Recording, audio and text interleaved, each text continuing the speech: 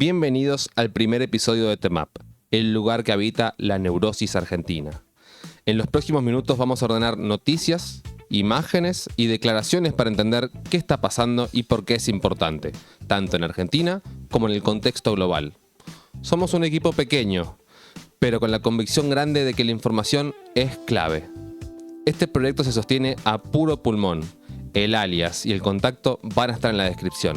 Sin más preámbulo, comencemos con política nacional.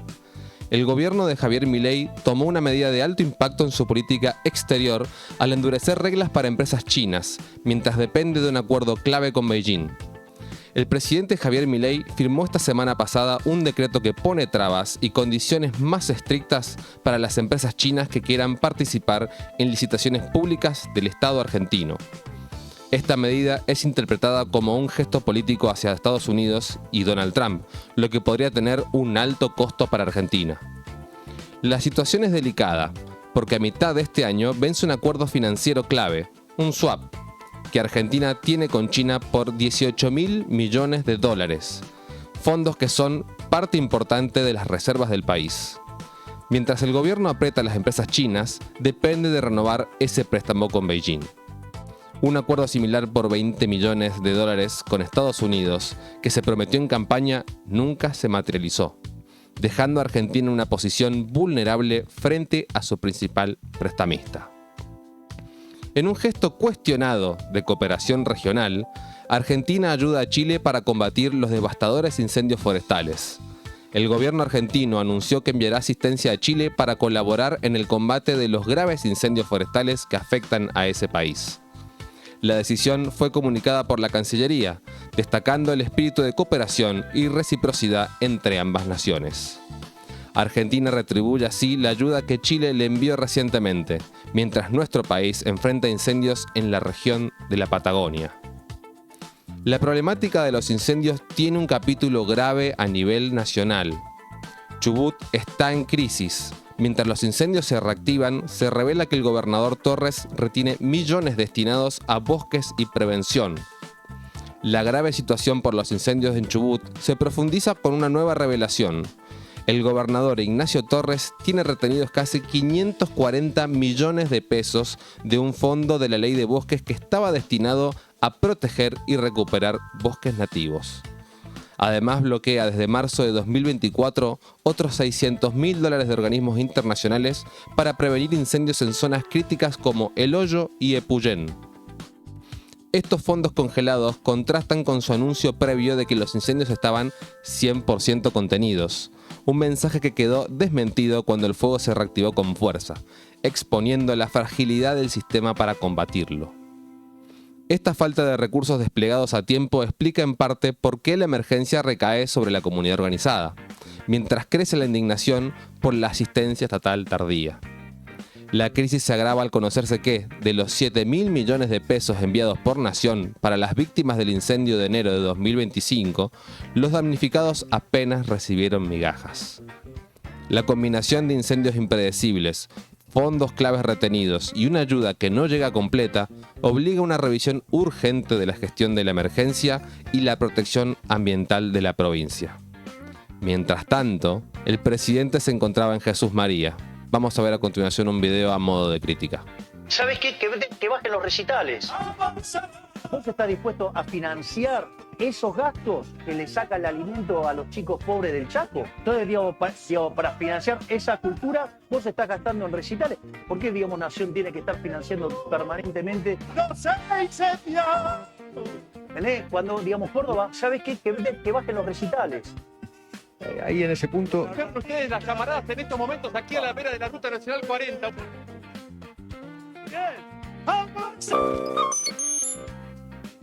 Vamos a seguir adelante. En un fallo que reafirma la división de poderes, la justicia le puso un límite al presidente. La justicia frenó a Milei y reactivó por completo la ley de discapacidad. Un juez federal de Campana, Adrián González Charbay, anuló un decreto del presidente Javier Milei que mantenía suspendida la ley de emergencia en discapacidad. La norma había sido aprobada por el Congreso y tras un veto presidencial fue ratificada nuevamente por una amplia mayoría legislativa. El juez consideró que el decreto del Ejecutivo que exigía al Congreso señalar el origen de los fondos antes de aplicar la ley constituía un veto encubierto, una violación a la división de poderes, ya que el presidente tiene la obligación de promulgar y cumplir las leyes que el Parlamento sanciona.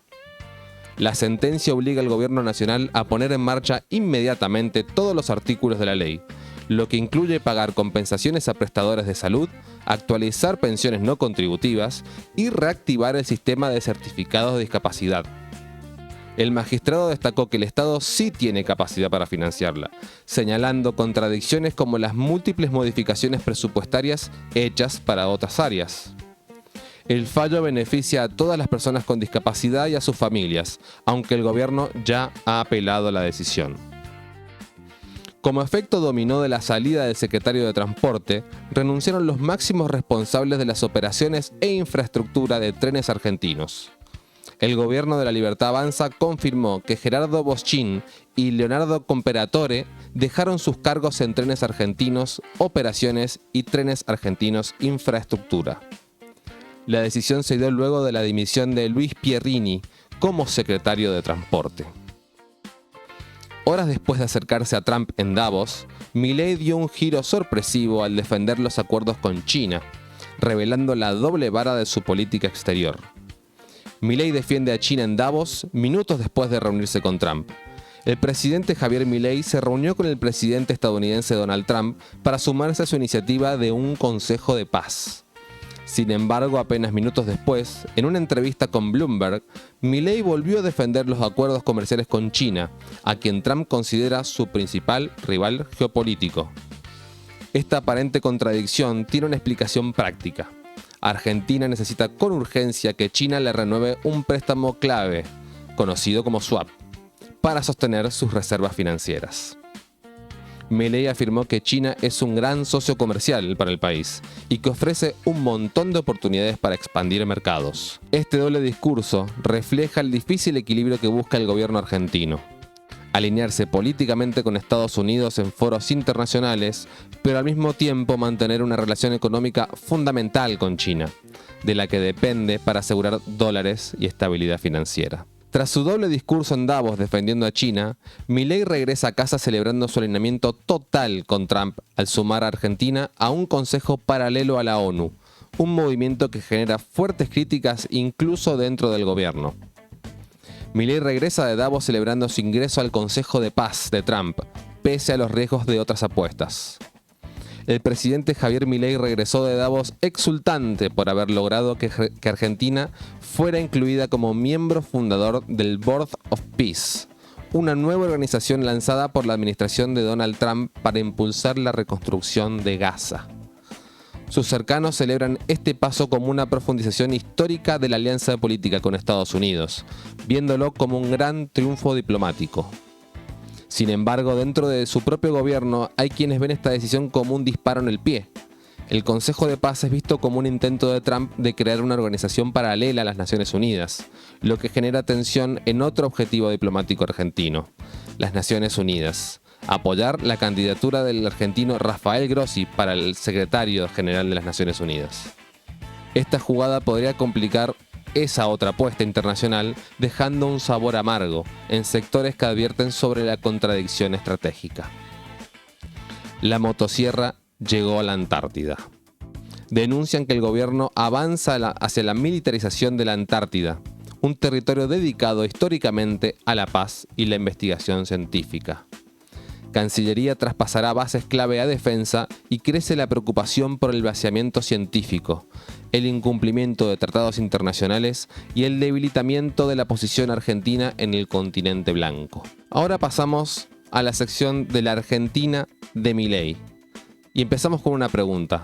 ¿Dónde está la celeste y blanca? La falta de la bandera nacional en la fachada de la Casa Rosada durante semanas pasó a ser un dato curioso y cuestionado. Desde el 2 de enero que la bandera argentina no flamea en el mástil de la fachada de la Casa Rosada. A principios de 2026 también faltaba la bandera en el mástil de la Plaza de Mayo, que fue repuesta a mediados de enero. En medio de un relato de ajuste, un dato oficial muestra una paradoja. las ayudas sociales directas a las familias más vulnerables crecieron en términos reales. Los datos del presupuesto social muestran una realidad diferente al discurso del fin de los planes. Mientras que los salarios formales y las jubilaciones perdieron poder adquisitivo por la inflación, la asignación universal por hijo y la tarjeta alimentar fueron las únicas transferencias que crecieron en términos reales durante los primeros 2 años del gobierno de Javier Milei. Esto significa que, en medio de un ajuste económico general, la ayuda directa a las familias más vulnerables aumentó, tanto en el monto del dinero que reciben como en la cantidad de personas beneficiadas. Este hecho podría ser una pieza clave para entender la paradoja de un gobierno de ajuste sin grandes estallidos sociales. El crecimiento sostenido de estas ayudas habría funcionado como un colchón para los sectores más pobres. Curiosamente, el poder de compra de la AUH había tocado su punto más bajo en 2023, durante la gestión de Alberto Fernández. Un dato que se suma al análisis de la derrota electoral del peronismo y que refleja el corazón del modelo actual. Un ajuste severo en gran parte de la economía, pero con una protección focalizada en la asistencia alimentaria directa. Las alarmas se encendieron en el ejército tras hallarse sin vida a un soldado en su casa, el cuarto caso en apenas 30 días. Un soldado del ejército argentino fue hallado muerto en su casa de Quilmes durante la madrugada el jueves 16 de enero. El hecho generó una fuerte conmoción dentro de la fuerza, que emitió un comunicado expresando su profundo pesar por la pérdida.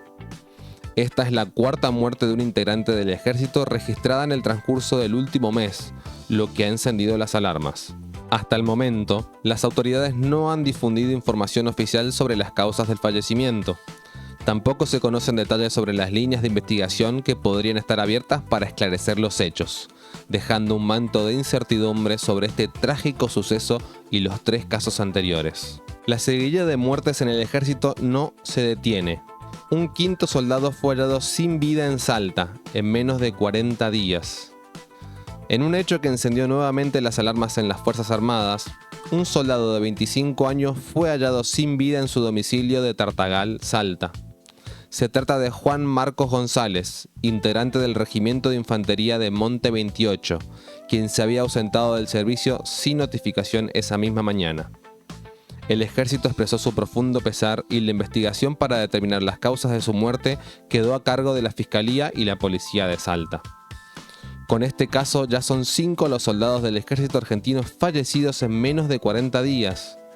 Los anteriores sucesos ocurrieron en Quilmes, en la Quinta de Olivos, en Corrientes y en Mendoza, generando una creciente preocupación y tristeza dentro de la fuerza.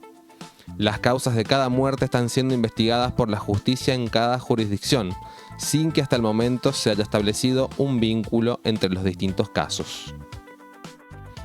La polémica ley impulsada por Milei ya tiene un caso concreto. 2 empresarios de la construcción fueron absueltos de cargos por evasión tributaria. Un juez federal de Rosario, Román Lanzón, sobreseyó y dejó en libertad a 2 empresarios de la construcción que estaban acusados por evasión tributaria. Esta decisión se tomó tras la entrada en vigencia de la nueva ley de inocencia fiscal, impulsada por el gobierno de Javier Milei. Esta norma tiene como efecto el archivo de causas penales por delitos económicos y en este caso es una de sus primeras aplicaciones concretas. Los beneficiados son Norberto Fandes y su hijo Diego, dueños de una empresa constructora de Pergamino. El juez ya había intentado antes apartar al hijo de la causa, pero un tribunal superior le ordenó seguir investigándolo.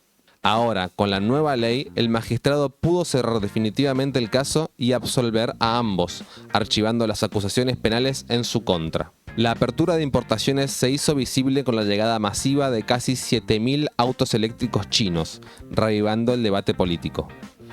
Un gran barco de la automotriz china BYD llegó al puerto de Zárate con casi 7.000 autos eléctricos e híbridos, marcando el primer gran embarque de esta marca bajo un cupo de importación especial. Estas unidades ingresaron sin pagar un impuesto del 35%, amparadas en un régimen que permite extraer hasta 50.000 vehículos de este tipo por año si cumplen con un valor máximo. El barco forma parte de una flota propia de la empresa, diseñada para transportar una enorme cantidad de autos en cada viaje. La llegada de estos vehículos avivó la polémica política sobre la apertura de las importaciones. El ministro de Economía, Luis Caputo, defendió la medida como algo que beneficia a todos los argentinos. En cambio, el diputado Miguel Ángel Pichetto la criticó duramente, argumentando que se pierden dólares y se destruye trabajo argentino al importar productos de una industria fuertemente subsidiada por el Estado chino. Eliminan aranceles a celulares, pero siguen siendo más caros que en el exterior. A pesar de la medida del gobierno, la brecha de precios persiste. Comprar un iPhone en Chile sigue siendo mucho más económico que en el mercado local. El presidente Javier Milei eliminó los impuestos de importación para celulares y otros productos electrónicos, con el objetivo de abaratar sus precios. Sin embargo, a pesar de esta medida, la Argentina sigue siendo uno de los países más caros del mundo para comprar tecnología.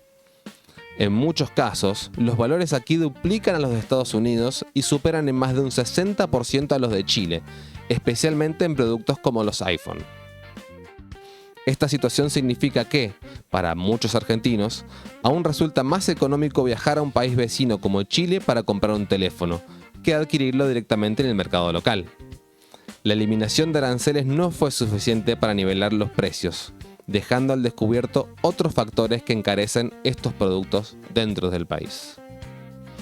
El malestar social tuvo un episodio violento durante la protesta de jubilados, donde un policía empujó a un hombre con muletas. Un grupo de jubilados se congregó este miércoles frente al Congreso Nacional en una protesta pacífica contra el ajuste de sus haberes. Durante la manifestación, un agente de la policía de la ciudad empujó con violencia a un jubilado que se encontraba apoyado en muletas, generando una situación de tensión inmediata. El episodio desató la furia del resto de los manifestantes, quienes comenzaron a empujar a los oficiales que estaban en el lugar. La escena refleja el creciente malestar y la confrontación en las protestas sociales, especialmente en reclamos tan sensibles como los de los adultos mayores que exigen mejoras en sus ingresos. El impacto de la crisis también se siente en el turismo. Cayó más del 7% el tránsito hacia la costa atlántica, lo que anticipa una temporada baja con menos actividad económica. Un informe de la empresa que administra los peajes de la Autovía 2 reveló que en los primeros 15 días de enero hubo un 7,1% menos de vehículos viajando hacia la costa atlántica, lo que equivale a más de 100.000 autos menos en la ruta. Esto significa una caída importante en el movimiento turístico hacia uno de los destinos más populares del verano argentino, lo que se traduce directamente en menos turistas, menos consumo y menos actividad económica de la región. Al comparar estos números con la temporada pasada, la baja en el tránsito es aún más pronunciada y alcanza el 12%. Esta reducción impacta directamente en la economía de las ciudades costeras, que dependen del turismo de verano como su principal motor de ingresos y generación de empleo para la temporada. 2 de cada 3 rutas nacionales están en mal estado por falta de inversión en obra pública. La falta de inversión tiene una consecuencia concreta y peligrosa. 2/3 de las rutas nacionales están en mal estado.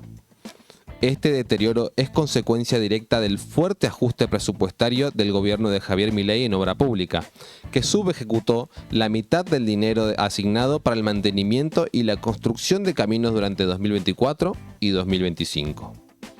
Las consecuencias son graves y las sufren todos los argentinos. El mal estado de las rutas obliga a circular más lento, dispara los costos de transporte de mercaderías, reduce la competitividad de las economías regionales y, lo más alarmante, aumenta el número de accidentes de tránsito. La falta de inversión no solo afecta a la infraestructura, sino que impacta directamente en la seguridad, la economía y la vida cotidiana. Un escándalo de corrupción sacude al círculo íntimo del gobierno. Se suspendió a gerentes de una empresa estatal por un contrato con sobreprecios del 140% y Reidel estalla de furia. El directorio de la empresa estatal Núcleo Eléctrica Argentina suspendió a 2 gerentes de máxima confianza de su presidente, Demian Reidel, quien es un amigo cercano del presidente Javier Milei. La medida se tomó tras un escandaloso contrato de limpieza que costaba un 140% más de lo que la empresa ya pagaba por ese servicio. Un sobreprecio que Reidel tuvo que cancelar cuando fue denunciado. La reunión del directorio fue tan tensa que Reidel terminó explotando a los gritos y dando golpes en la mesa, sin poder evitar el castigo de sus colaboradores directos. Los suspendidos son el gerente general Marcelo Famá y el gerente de coordinación administrativa Hernán Pantuso, señalados como los responsables directos de impulsar ese contrato con precios inflados. Este escándalo de corrupción y manejo irregular de fondos públicos de una empresa clave del Estado sacude al círculo más íntimo del gobierno y expone graves problemas de gestión bajo la dirección de un aliado personal del presidente. En otro frente de presión financiera internacional, los fondos buitre que ganaron el juicio por YPF pidieron a una jueza de Estados Unidos que obligue a Argentina a revelar todos los datos de sus reservas de oro. Los fondos buitre que ganaron el juicio por la expropiación de YPF le pidieron formalmente a la jueza federal de Nueva York, Loretta Preska, que obligue al Estado argentino a detallar toda la información sobre sus reservas de oro. Solicitan que el gobierno de Javier Milei revele la ubicación exacta, los números de cuenta y todos los movimientos de este activo clave. Esta es una medida de presión extrema dentro del conflicto legal por la millonaria sentencia en su contra. Los acreedores argumentan que existe una estrategia de ocultamiento por parte de Argentina para esconder activos y evitar pagar la condena de 16.100 millones de dólares. Con este pedido buscan que la justicia estadounidense supervise directamente las reservas de oro del país, que son una garantía fundamental de la economía nacional, para intentar asegurar el cobro de la deuda. La justicia investiga a una dirigente libertaria acusada de acceder ilegalmente a una base de datos de la Agencia de Discapacidad con fines proselitistas. Denuncian a concejala de Milei por presunto uso de datos de discapacidad para campaña política. Una concejala y dirigente de La Libertad Avanza en Bahía Blanca, Franca Grippo Harrington, fue denunciada judicialmente por un presunto robo de datos. Se la acusa de haber accedido ilegalmente a una base de datos confidencial de la Agencia Nacional de Discapacidad, la ANDIS, cuando estaba al frente de una oficina del PAMI para usarla con fines proselitistas durante la campaña electoral de 2025. La polémica surgió meses atrás tras filtrarse capturas de un grupo de WhatsApp de militantes libertarios. Grippo Harrington, quien también es delegada de la Sociedad Rural, había sido directora de PAMI en General Serri y en diciembre tomó licencia para asumir como concejala. Tras jurar, agradeció en redes sociales a figuras clave del oficialismo, como Karina Milei y el presidente Javier Milei. La denuncia judicial ahora investigará si utilizó información sensible de personas con discapacidad con el objetivo de sumar votos para su partido. En el marco de una causa por presunto lavado de activos, se realizaron allanamientos relacionados con el diputado nacional de La Libertad Avanza, José Luis Espert. La Gendarmería Nacional allanó varios domicilios en la ciudad de Pergamino, como parte de la investigación por presunto lavado de activos contra el diputado nacional José Luis Espert. Entre los lugares intervenidos se encuentra la vivienda de un contador de la zona, Fernando Agustín Escobar, quien habría tenido a Espert como cliente en el pasado. Los procedimientos fueron ordenados por el juez federal de San Isidro, Lino Mirabelli, a pedido del fiscal a cargo de la causa. El objetivo del allanamiento era secuestrar dispositivos tecnológicos y documentos del contador, quien además es un conocido empresario y dirigente radical de Pergamino, la ciudad natal del diputado Espert.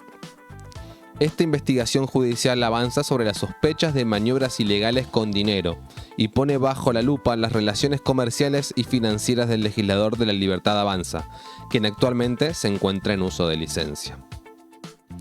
El termómetro del consumo familiar sigue marcando en rojo. Las ventas de supermercados y shoppings vuelven a caer sin señales de recuperación. El consumo masivo sigue sin repuntar, según los últimos datos oficiales. En noviembre, las ventas en supermercados registraron una fuerte caída, bajaron un 2,8% comparado con el mismo mes del año pasado y un 3,8% respecto a octubre de este año. Esta última cifra es la peor caída mes a mes registrada en los últimos 2 años, lo que muestra una continua contracción en el gasto de las familias en productos básicos.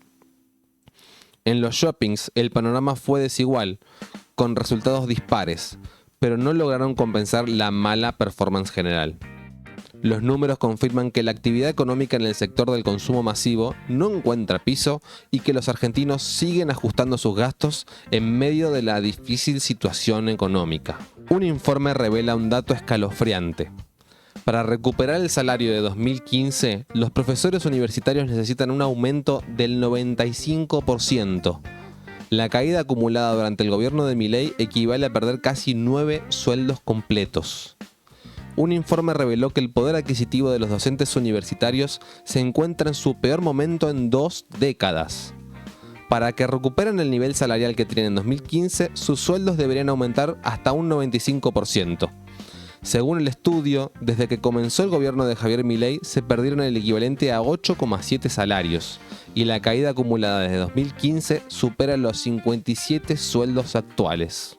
Ahora vamos a la sección de Argentina Federal. Avanza en el Senado una iniciativa para incorporar la figura del ecocidio al Código Penal con el objetivo de proteger los ecosistemas. Tras los graves incendios en Chubut, senadores patagónicos, liderados por la legisladora Edith Terenzi, impulsan un proyecto para incorporar la figura del ecocidio en el Código Penal argentino. La iniciativa busca que la destrucción masiva de ecosistemas, como la ocurrida en la comarca andina, sea tipificada como un delito con penas específicas.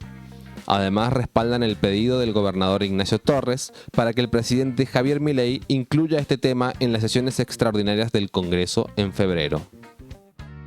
Los promotores argumentan que es fundamental crear esta figura legal para proteger el medio ambiente y establecer sanciones claras. Expertos como el abogado Rodrigo Lledó explican que el ecocidio ya se estudió a nivel internacional y que su incorporación en las leyes nacionales es un paso necesario.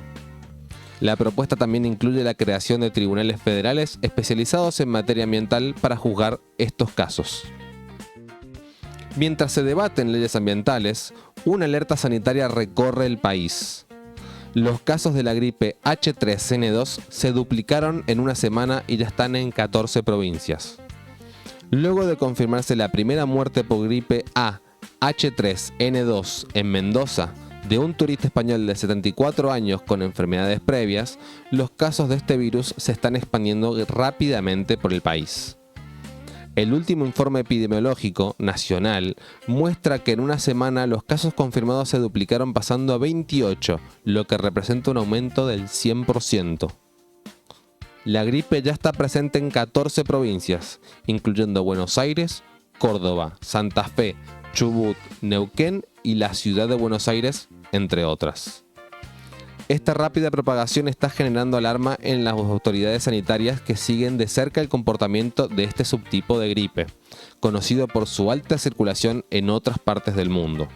La desesperación llegó a un punto límite en Santa Fe, donde trabajadores de un frigorífico llevan meses sin cobrar y ahora viven dentro de la fábrica. Un conflicto gremial de más de 70 días en el frigorífico Euro de Gobernador Galvez, Santa Fe, ha dejado a 150 trabajadores en una situación desesperante. Los empleados no han cobrado sus sueldos desde octubre, incluyendo el aguinaldo, y debido a esto, algunos han sido desalojados de sus casas por no poder pagar el alquiler. Actualmente 13 personas viven dentro de la fábrica, y se espera que se sumen otras 2 o 3, mientras los dueños de la empresa desaparecieron del lugar. Para sobrevivir, los trabajadores organizados han tenido que recurrir a actividades como lavar autos y vender tortas fritas dentro del predio.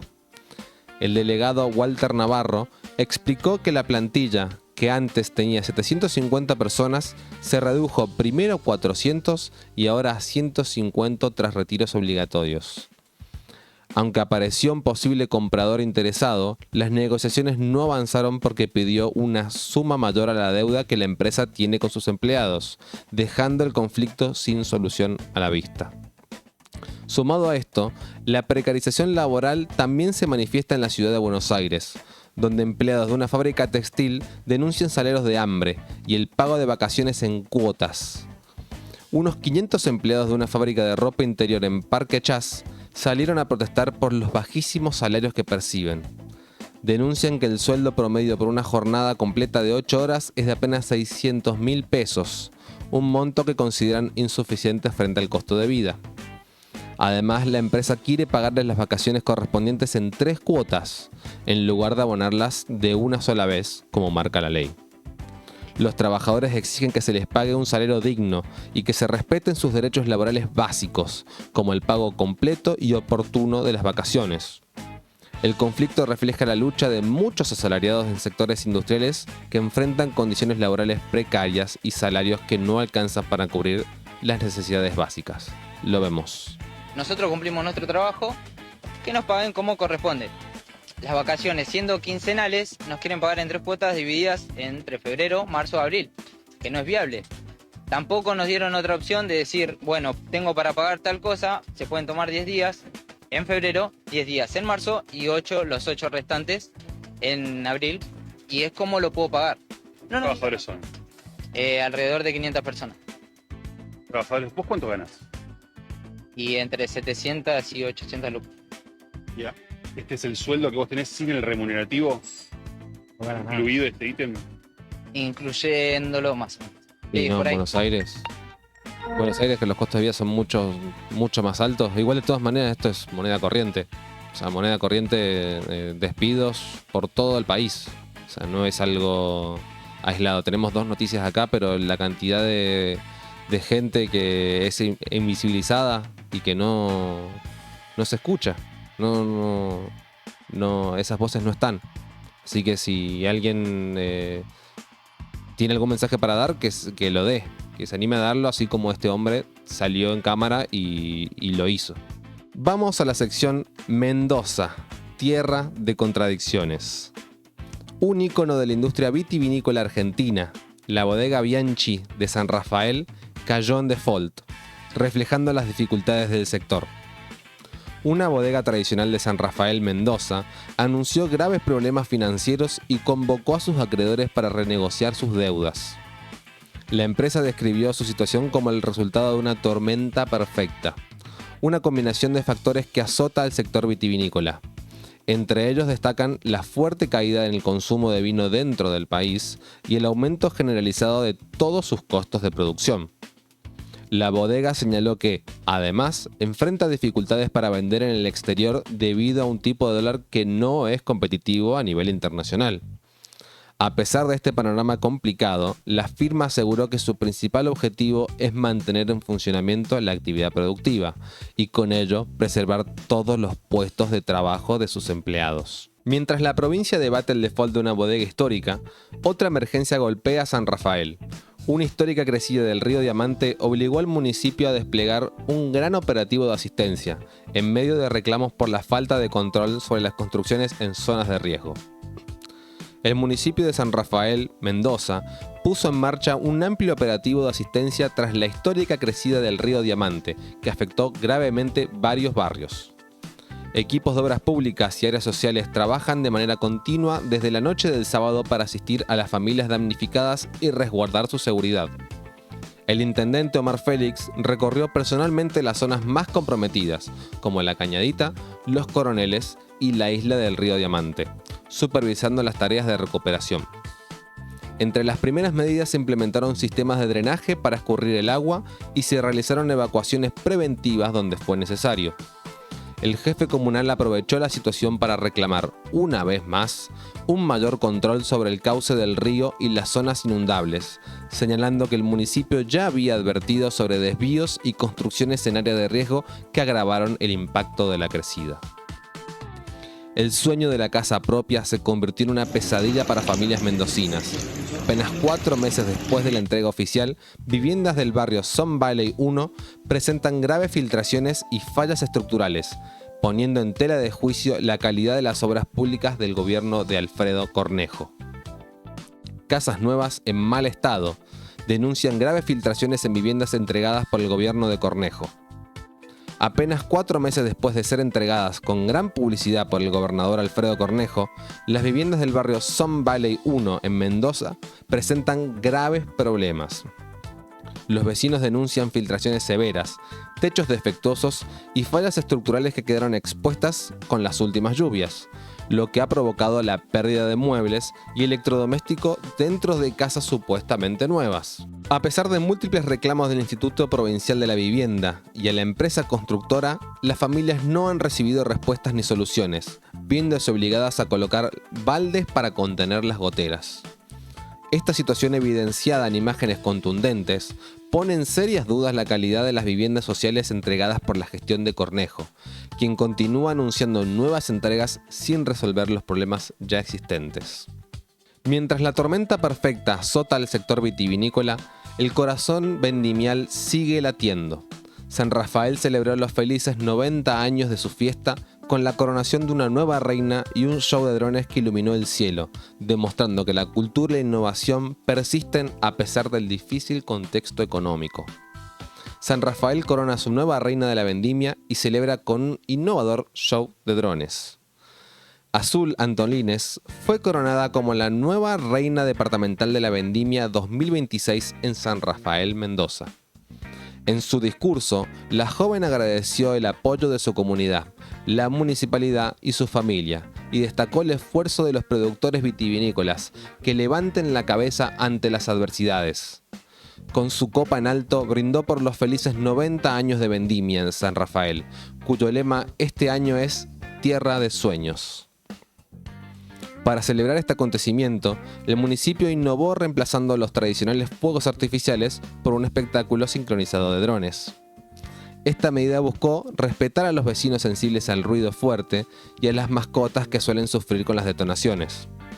La comunidad disfrutó de las figuras luminosas en el cielo, que incluyeron una representación de la Virgen de la Carrodilla, cerrando la fiesta bajo el lema vendimial.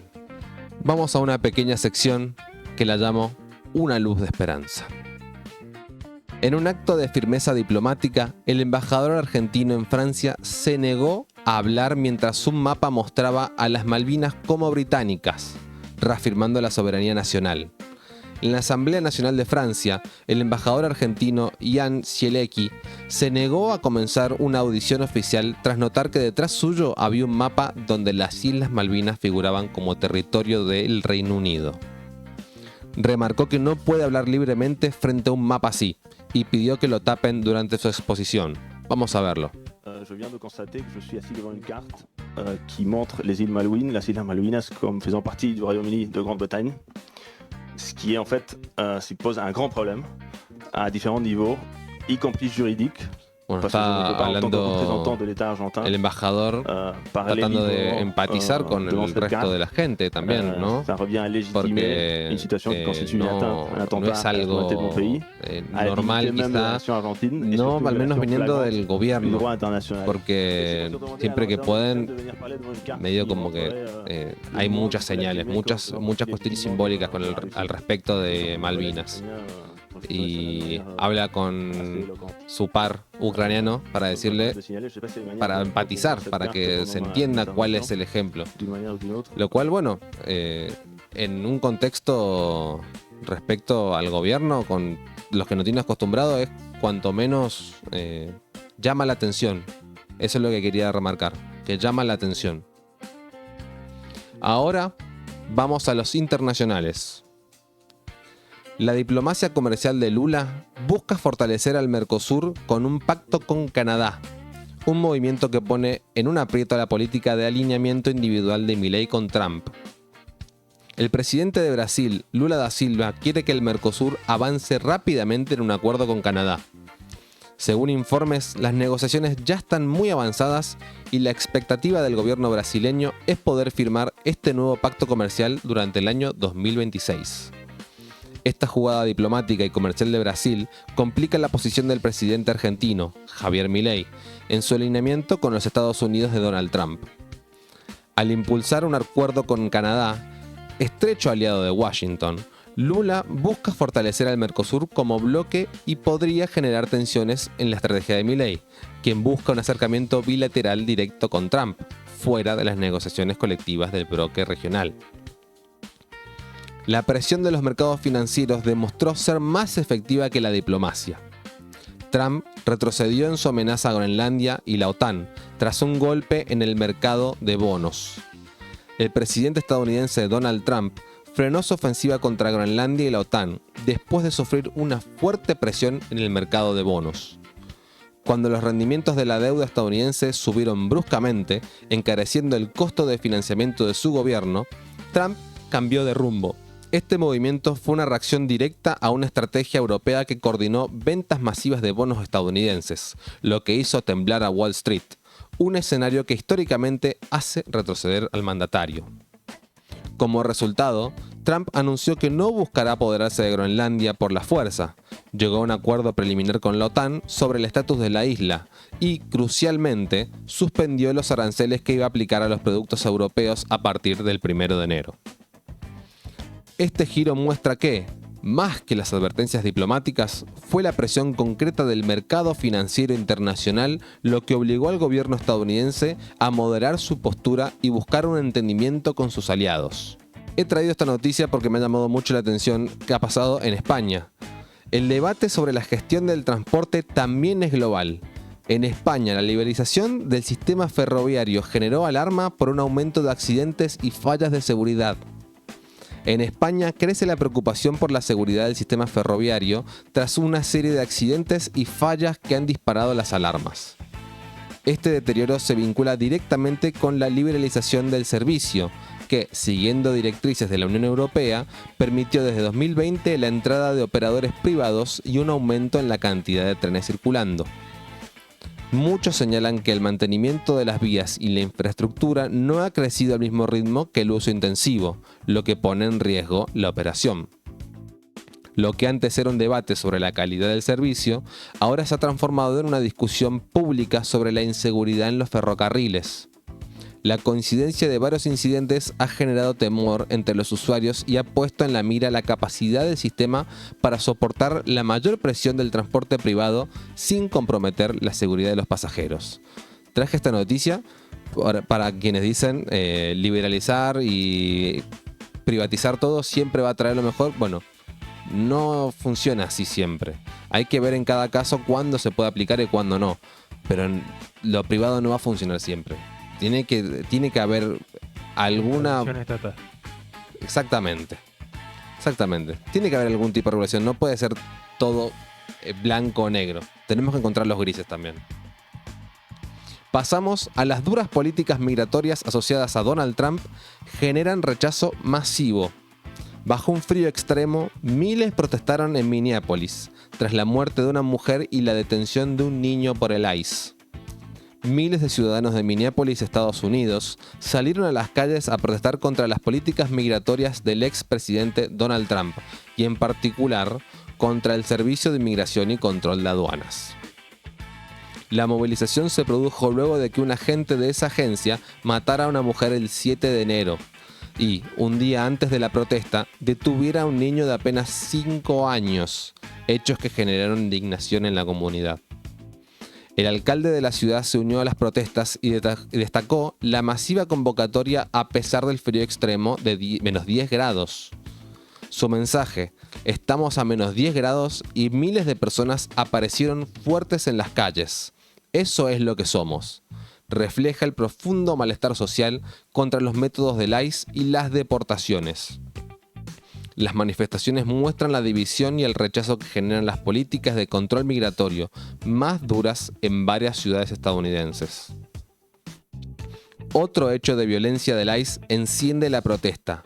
Mataron a un hombre en Minneapolis, en el segundo episodio fatal en esta ciudad en apenas 2 semanas. Agentes del Servicio de Inmigración y Control de Aduanas de Estados Unidos mataron a un hombre en Minneapolis, Minnesota, tras un forcejeo. El Departamento de Seguridad Nacional afirmó que la persona fallecida llevaba un arma corta y varios cargadores en el momento del incidente. Este nuevo hecho ocurre apenas 2 semanas después de que un agente del ICE matara a quemarropa a una mujer llamada Renee Good en la misma ciudad, lo que había generado masivas protestas. Los sucesos consecutivos en Minneapolis mantienen la tensión y el rechazo hacia los métodos de esta agencia migratoria, mientras las autoridades justifican el último operativo alegando que el hombre estaba armado. La comunidad local y activistas cuestionan la violencia y el accionar del ICE, que sigue en el centro de la polémica por su papel en las políticas de control migratorio durante el gobierno de Donald Trump. La crisis escaló a un enfrentamiento político. El gobernador de Minnesota desafía a Trump y moviliza a la Guardia Nacional para exigir la salida de los agentes. El gobernador de Minnesota, Tim Walz, desafía al gobierno de Donald Trump y moviliza a la Guardia Nacional, exigiendo que retire de inmediato a los agentes federales de inmigración tras el asesinato de Alex Jeffrey Pretty, un enfermero de cuidados intensivos norteamericano de 37 años, en medio de protestas y un fuerte clima de descontento social. Crisis total en el corazón del imperio.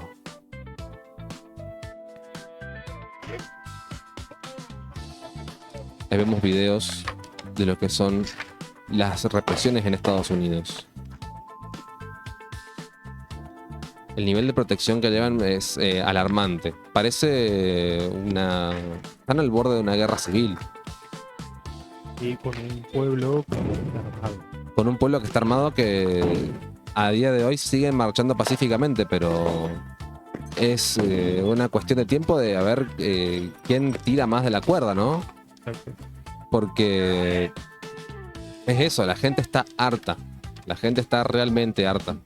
Se nota desde la distancia, desde lo lejos que están. De todas maneras, uno se siente en esa situación cuando está viviendo las cosas que pasan en el país, ¿no?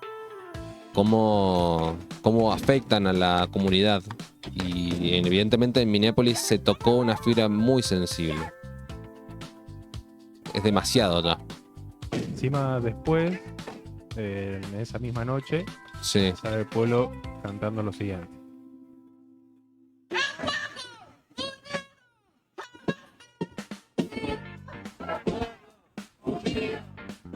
Llama la atención, ¿no?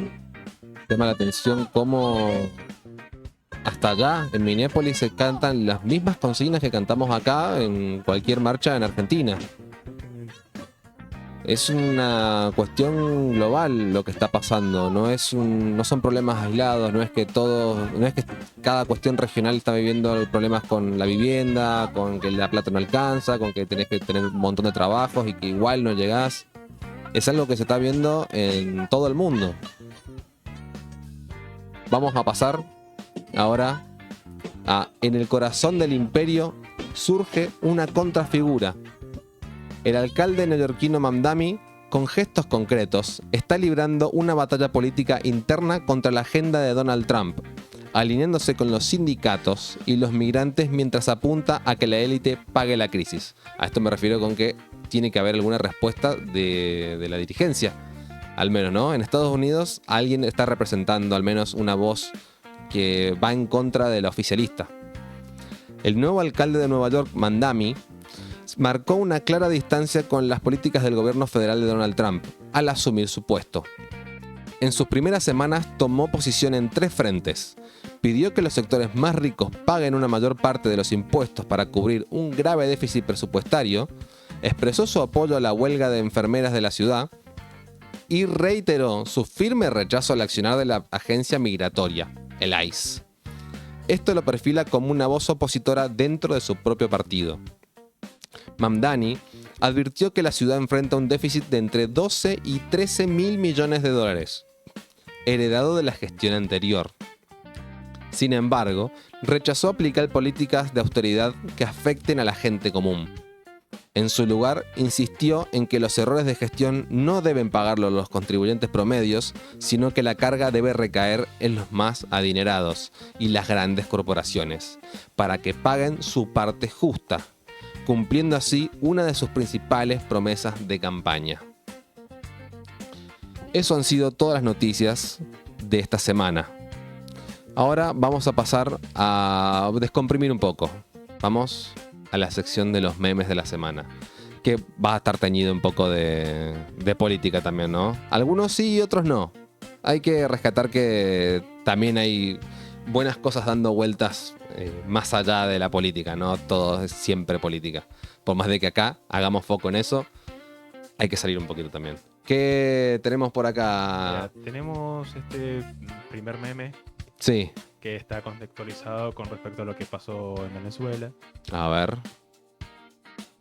Voy a ver si Trump se llevó ya a todo el chavismo. Ah, se llevó el petróleo y nos dejó el chavismo. Ahora están liberando a los presos políticos, pero después la estructura del gobierno está intacta, ¿no? Y claro, porque tomó el mando la vicepresidenta, Delcy Rodríguez. O sea, solamente sacaron a Maduro y el resto está exactamente igual. Exactamente, solamente que ahora le están robando el petróleo, nada más. ¿No era por la democracia? Pasemos a otro meme. Pasemos otro meme. Sí. Tomar conciencia de la entrega del país al capital extranjero y actuar en consecuencia, o vestirme de gaucho como único gesto de identificación con la tierra y la nación. La cantidad que yo he visto. Más que vestirse es disfrazarse de gaucho. Sí, esa porque es la palabra. vestirse Porque implicaría... de gaucho no tiene nada. Claro, implicaría un compromiso con vestirse de gaucho, pero es solamente postureo. Sí, más bien. Mira, acá otro meme más, bueno, también relacionado a Venezuela. A ver. Pero buenísimo. Eres arte. Yes. ¿Quién para petróleo? Y se va. ¿Qué manera de arrastrarse esta mujer? Machado. ¿Le entregó el Nobel de la Paz? Sí, ¿O el diploma? Creo que se lo van a quitar. Sí, porque no se puede hacer eso. No se puede, exactamente. No se puede hacer eso. Pero bueno, o sea, las reglas evidentemente en este momento están para romperlas, ¿no? Porque no... Si algo no se respeta, son las reglas. Y hablando de romper las reglas, A ver. romper todo, acá tenemos al magistral Caputo. Hablando de romper cosas. Sacamos los aranceles para importar celulares. Esta vez sí van a bajar los precios, ¿no? No como hicieron con las notebooks con Macri, que se comieron la ganancia y dejaron sin laburo a la gente, ¿verdad? Van a bajar los precios, ¿no? Igual, ¿Cómo te digo que no? Bajan los precios, también a qué costo, ¿no? El costo es la soberanía nacional. Y el trabajo de los argentinos. También se van dólares que tanto le importan al gobierno nacional. ¿Qué pasa con todo eso? Es una incógnita enorme porque, como vimos en las noticias hace un rato, no bajaron los precios. Entonces, ¿dónde están esos impuestos? O sea, ¿qué pasa con esa plata? ¿Dónde está? Y habría que preguntarle a Caputo qué hace con eso. No sabe... No sabe dónde está el oro. No sabe cómo explicar lo del oro, menos va a poder explicar esto. No. Mira, y a acá, mira, este último, A ver. para despedirnos, pero es mortal. Se ha hecho viral desde principios de año. Estamos hablando de Capusotto, ¿no? Capusotto, exactamente. Prendo el velador. A ver. Prendo el velador. Cortocircuito. Gaso la moto. Me voy a la ferretería. Le digo, mirá uno de esos cosos que hace... El tipo me la da. ¿Cómo lo cambio? Le digo, es fácil, me dice. Mochila genital de base sólida. Sí, ¿tenés tarjeta? De 40, el tipo me da 20. Me tenés que dar 30, le digo. Y el tipo empieza con... Te doy 20. ¿De dónde? Bueno, si no te gusta, te va, me dice el tipo. Así, ahí nomás yo, tipo, y empezamos que... le doy una napia, lo caso de la nuca, empiezo... Contra el mostrador, agarré el vuelto y me la tomé. Es muy bueno, boludo. Hay unos edits impresionantes también. Este es uno de ellos, pero... Nos quedó fuera del himno nacional porque lo bajaron, pero la excelencia del humor argentino está ahí. O sea, algo que no podía ser mejorado como Capusotto se mejoró. Es increíble, la verdad. Bueno, y así termina esta primera semana bajo la lupa de TEMAP. Un presidente que legisla por decreto y es frenado por la justicia. Una economía donde bajan los impuestos, pero sube todo lo demás. Incendios que se reactivan mientras los fondos para prevención están congelados y 5 soldados muertos en silencio. Frente a este panorama, solo nos queda por confirmar, con todos los datos a la mesa, que al parecer todo marcha acorde al plan. Nos vemos la próxima.